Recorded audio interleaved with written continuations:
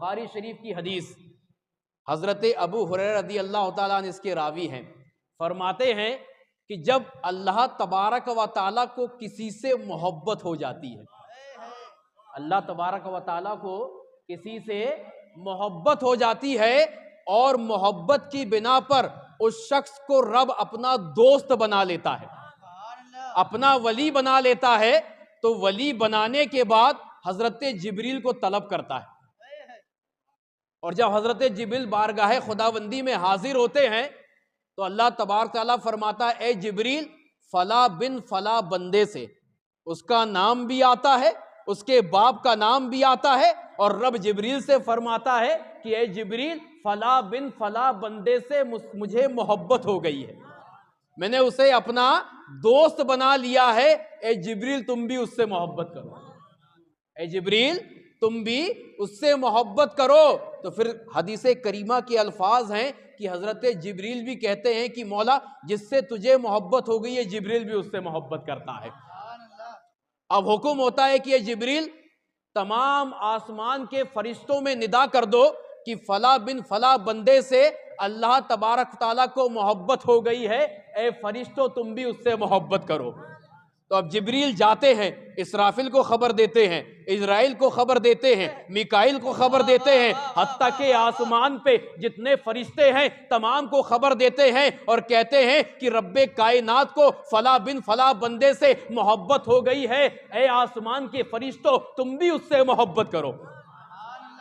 تو پھر آسمان کے فرشتے بھی اس بندے سے محبت کرنے لگتے ہیں۔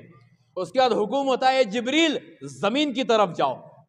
اور زمین میں جتنے فرشتے ہیں تمام کو یہ خبر دے دو کہ فلاں بن فلاں بندے سے اللہ تبارک و تعالیٰ کو، جبریل کو، آسمان کے فرشتوں کو اس سے محبت ہو گئی ہے، اے زمین کے فرشتوں تم بھی اس سے محبت کرو۔ اب زمین میں یہ ندا کی جاتی ہے تو زمین پر جتنے فرشتے ہیں تمام اس سے محبت کرنے لگتے ہیں۔ اب جب آسمان کے فرشتے، حضرت جبریل، زمین کے فرشتے اس بندے سے محبت کرنے لگتے ہیں تو رب کائنات یہ کرم کرتا ہے کہ اس روئے زمین پر جتنی مخلوق ہے، صرف انسان نہیں، جانور، جنات اور جتنے قسم کی مخلوق ہے تمام کے دل میں رب کائنات اس بندے کی محبت کو بیدار فرما دیتا ہے۔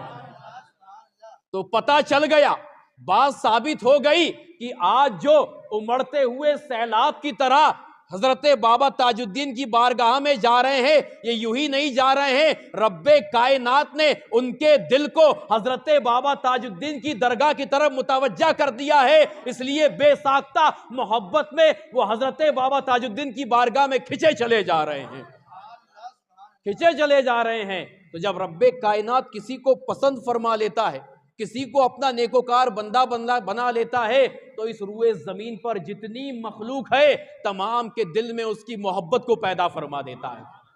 اور آئیے ایک ثبوت اور لے کے چلیں۔ لوگ کہتے ہیں کہ یار اللہ کا ولی تم نے کیسے بنا دیا، کس چیز کو دیکھ کر بنا دیا، کیسے بنا دیا؟ لوگ کہتے ہیں نا بابا تاج الدین ایسے تھے ویسے تم نے سنیوں نے ولی بنا دیا، تو اس کی خبر بھی میرے نبی نے دی ہے کہ ولی ہوتا کون ہے، ولی ہوتا کون ہے؟ حضرت ابن عباس رضی اللہ تعالیٰ عنہ،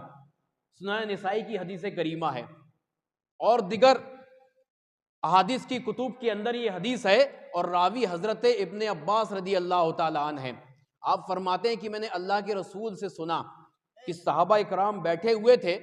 صحابہ اکرام نے عرض کیا کہ یا رسول اللہ صلی اللہ علیہ وسلم ہمیں بتائے کہ ولی کی پہچان کیا ہے،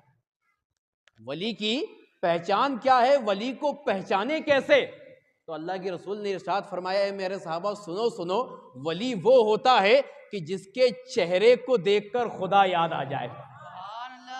جس کے چہرے کو دیکھ کر خدا یاد آ جائے، اصل معنوں میں وہی اللہ کا ولی ہے۔ اب آئیے جب آپ مزار شریف جاتے ہیں تو کیا کرتے ہیں؟ جیسے ہی مزار شریف جاتے ہیں بے ساختہ آپ کی زبان پہ تلاوت کلام اللہ آتا ہے،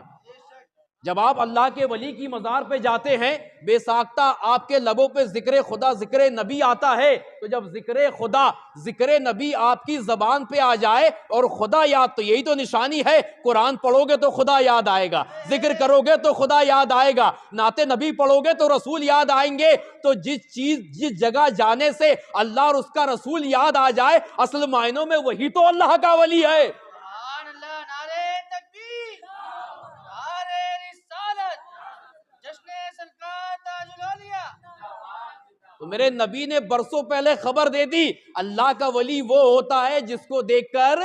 خدا یاد آ جائے۔ تو جس کو دیکھ کر خدا یاد آئے گا وہی اللہ کا ولی ہوگا، پہچان بتا دی ہے۔